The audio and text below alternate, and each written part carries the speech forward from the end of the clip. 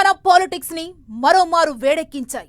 మంత్రి పొంగులేటి ఇల్లు కార్యాలయాలపై అకస్మాత్తుగా ఈడీ ఎందుకు దాడి చేయాల్సి వచ్చిందనేదే ఇప్పుడు అందరి మెదళ్లను తొలిచేస్తున్న ప్రశ్న.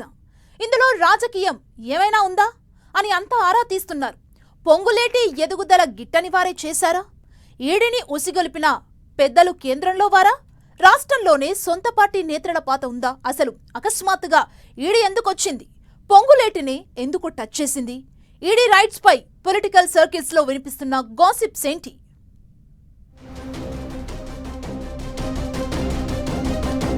పార్లమెంట్ ఎన్నికల ముందు విపక్ష నేతలను హడలెత్తించిన కేంద్ర దర్యాప్తు సంస్థలు మళ్లీ కొరడా జలిపిస్తున్నాయి. రాష్ట్ర మంత్రి పొంగులేటి శ్రీనివాసరెడ్డి ఇంట్లో తనిఖీలతో తమ రాడార్ నుంచి నేతలు తప్పించుకోలేరని సంకేతాలు పంపింది ఈడీ. మంత్రి కుమారుడు కొనుగోలు చేసిన ఖరీదైన వాచిలే ఈ దాడులకు ప్రధాన కారణమని బయటకు చెబుతున్నా ఈడీ తనిఖీల వెనుక రహస్య అజెండా ఉందనే అనుమానాలు ఎక్కువగా వ్యాపిస్తున్నాయి.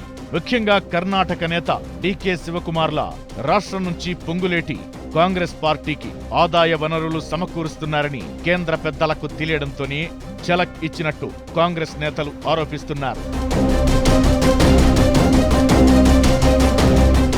ప్రతిపక్షాలను అదుపు చేయడానికి కేంద్ర ప్రభుత్వం ఈడీ, సిబిఐ వంటి దర్యాప్తు సంస్థలను ప్రయోగిస్తోందని ఎన్నికల ముందు నుంచి విపక్షాలు ఆరోపిస్తున్న విషయం తెలిసిందే. ఈ విషయంలో ప్రతిపక్షాలు ఎంత రాద్ధాంతం చేసినా కేంద్రం మాత్రం ఆ రెండు సంస్థలకు పూర్తి స్వేచ్ఛనిచ్చిందనే చెబుతారు. ఇదే సమయంలో విపక్షానికి చెందిన నేతల ఇళ్లు, కార్యాలయాలపైనే ఎక్కువగా దాడులు చేయడంతో విపక్షాల ఆరోపణలకు బలం చేకూరినట్లయింది. అయితే ఇదంతా ఎన్నికల ముందు జరిగిన ఎపిసోడ్. కానీ ఇప్పుడు ఎన్నికలు పూర్తయి దాదాపు 4 నెలల తరువాత పొంగులేటి, ఆయన బంధువుల ఇళ్లలో తనిఖీలు జరగడం చర్చకు తావిస్తోంది.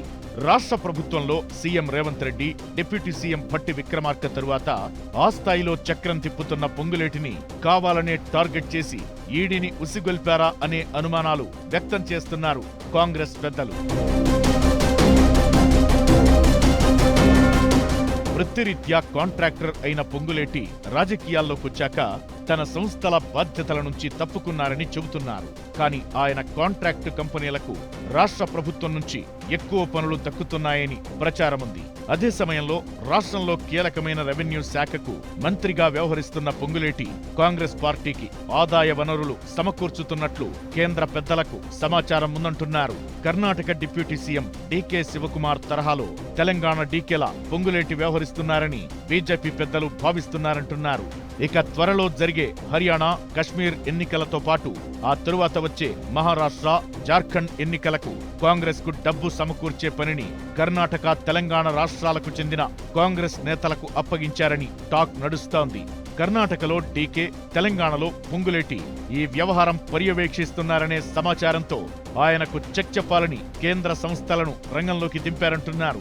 ఇటీవల Karnataka deputy CM DK Shivakumar ప్రధాని మోదీ, హోంమంత్రి అమిత్ షాను కలవడం సంచలనం సృష్టించింది.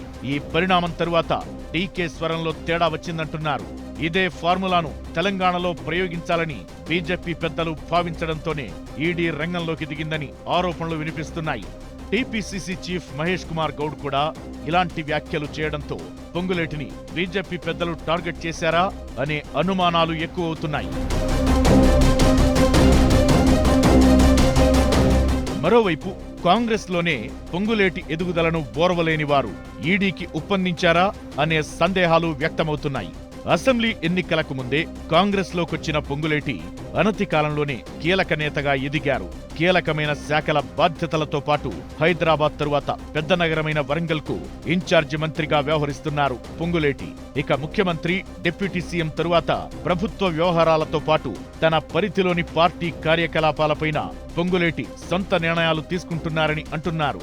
ఇదే సమయంలో కాంగ్రెస్ హైకమాండ్ వద్ద మంచి గుర్తింపు తెచ్చుకున్నట్లు ప్రచారం జరుగుతోంది. ఈ పరిస్థితులను గమనించి భవిష్యత్లో తమకు పొంగులేటితో ముప్పు ఉంటుందని భావించిన కాంగ్రెస్ నాయకులెవరైనా ఈడీకి సహకరించారా అనే సందేహాలు వ్యక్తమవుతున్నాయి. మొత్తానికి ఈడీ తనిఖీల వెనుక రాజకీయ హస్తం ఉందనే గట్టిగా వినిపిస్తోంది. ఈ ఎపిసోడ్తో కాంగ్రెస్లోనూ ప్రభుత్వంలోనూ పొంగులేటి స్థాయి బయటపడిందని అంటున్నారు. మొత్తానికి ఈడీ రైట్స్ పొంగులేటి ఎలివేషన్ పెంచేసిందంటున్నారు.